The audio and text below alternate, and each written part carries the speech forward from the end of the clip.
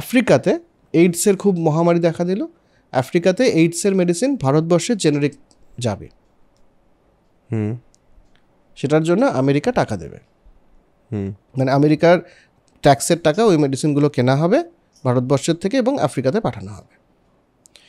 যেহেতু আমেরিকার টাকায় কেনা হচ্ছে, তাই আমেরিকার যে ড্রাগ অথরিটি, যেটাকে ইউএস FDA বলে, ফেডারেল ড্রাগ অ্যাডমিনিস্ট্রেশন, তারা চেক করবে ওষুধগুলোকে।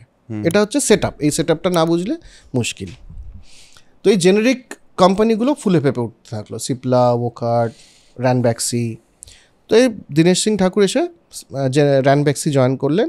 প্রচুর ওষুধ, কিন্তু 400-500 রকমের ক্যান্সারের ওষুধ, এইডসের ওষুধ, এমনি সাধারণ অ্যান্টিবায়োটিক, প্যারাসিটামল সমস্ত তৈরি হচ্ছে, ভারতবর্ষের বাজারেও বিক্রি হচ্ছে, পৃথিবীর বিভিন্ন জায়গায় বিক্রি হচ্ছে। এবং যেহেতু US FDA তারপরে চেক করা আরম্ভ করেছে, তখন এটাও শুরু হলো যে আমেরিকাতেও কেন এই ওষুধটা বিক্রি হবে না, আমেরিকার মানুষও সস্তায় ওষুধ পেতে পারে। একটা ভালো জায়গা তৈরি হলো। এদেরও মনে হলো যে এটা তো একটা ভালো ইনোভেশন হয়েছে। কিন্তু US FDA এর খুব স্ট্রিক্ট পলিসি আছে যে যেখানে ওষুধ তৈরি হবে তার প্রত্যেকটা প্রসেসকে এবং তার এফিকেসি, সেটা পিওর কি না। ওষুধের 3 রকম টেস্ট হয়। একটা হচ্ছে, আমি বলছি ধর প্যারাসিটামল 100 mg বা 1000 mg, তাতে ওই ট্যাবলেটটাতে 1000 mg আছে কি না, প্রথম টেস্ট। দ্বিতীয় হচ্ছে, ওটা আমি খেলাম, ওটা আমার শরীরে কতক্ষণের মধ্যে গলে যাবে, তার একটা নির্ধারিত নিয়ম আছে, তার একটা ট্রায়াল আছে, ক্লিনিক্যাল ট্রায়ালের বিষয়, আমরা আসবো সেগুলোতে। এবং ওটাতে কোনো কন্টামিনেশন আছে কিনা, কোনো ব্যাকটেরিয়া ঢুকেছে কিনা, কোনো অন্যান্য জিনিস আছে কিনা, এগুলো সব টেস্ট করার জন্য, কতটা কাজ করছে, হ্যাঁ, এগুলোর জন্য এবার চেক করা শুরু হলো। US FDA এসে চেক করে, সেটার হিসেবে অ্যাপিল হয়।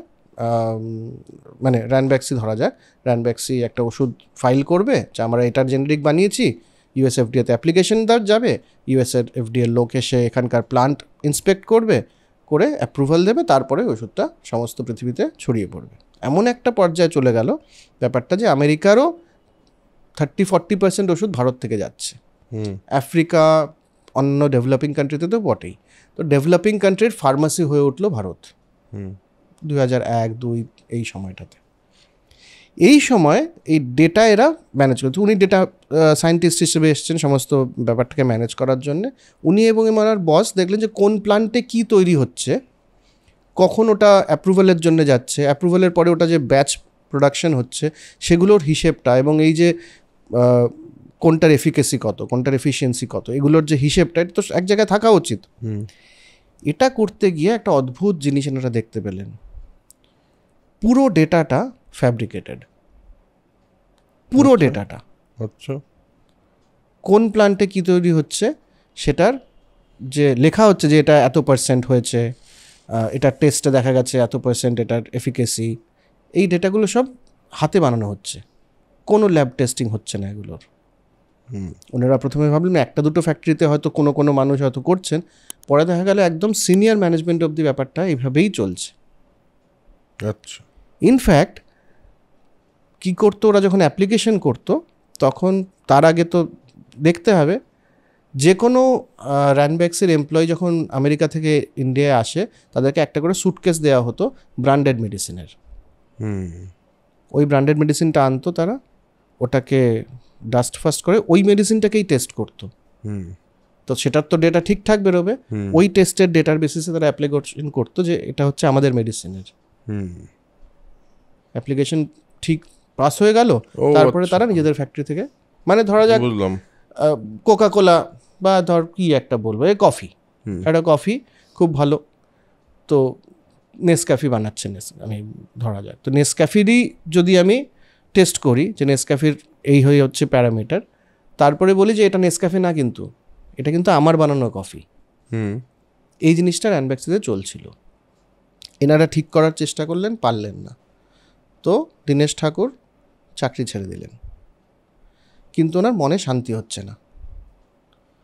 উনি গোপনে হুইসেল ব্লোয়ার যেটাকে বলে, উনি র্যানব্যাক্সির বিরুদ্ধে এই সমস্ত প্রমাণ নিয়ে US FDA-তে উনি চিঠি লেখা শুরু করলেন যে র্যানব্যাক্সিতে কিন্তু এত বড় একটা গোলযোগ চলছে, যা ডেটা তোমরা দেখছো সব ভুল।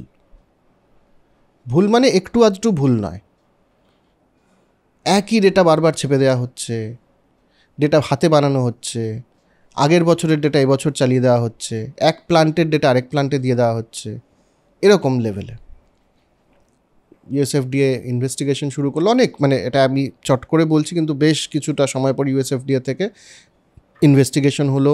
তারা প্লান্টে এলেন, এসে দেখলেন যে কিছু কিছু ধরা পড়লো। এই সময় এর ফ্যামিলির ওপরে থ্রেট শুরু হলো। এনার চাকরি চলে গেছে, এনার কাছে টাকা পয়সাও নেই, কোনো রকমে এনারা চালাচ্ছেন। খুব গোপনে কেসটা চলতে চলতে চলতে চলতে 2012 দিকে সম্ভবত র্যানব্যাক্সি ফাইনালি, অনেক চেষ্টা করেছে আটকানোর। এর মাঝখানে মালভিন্দর সিং যিনি এবং শিবন্দর সিং যারা র্যানব্যাক্সির মালিক ছিলেন, তারা বুঝলেন যে ব্যাপারটা ঠিক দিকে হয়তো যাচ্ছে না।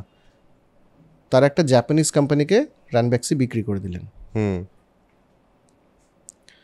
তো সেই জাপানিজ কোম্পানিকে আর কিচ্ছু না জানিয়ে যেসব হচ্ছে, সেই জাপানিজ কোম্পানি পরে বুঝলো যে ব্যাপারটা এতটাই খারাপ। র্যানব্যাক্সি লাস্ট অবধি আর ডিফেন্ড করতে না পেরে 7টা কেসে র্যানব্যাক্সি বললো, হ্যাঁ এই ভুলগুলো আমরা করেছি, আমরা ডেটা ফ্যাব্রিকেট করেছি, আমাদের কোয়ালিটি খারাপ। দে প্লিডেড গিল্টি এবং $500 মিলিয়ন র্যানব্যাক্সিকে দিতে হয়েছিল আমেরিকায়।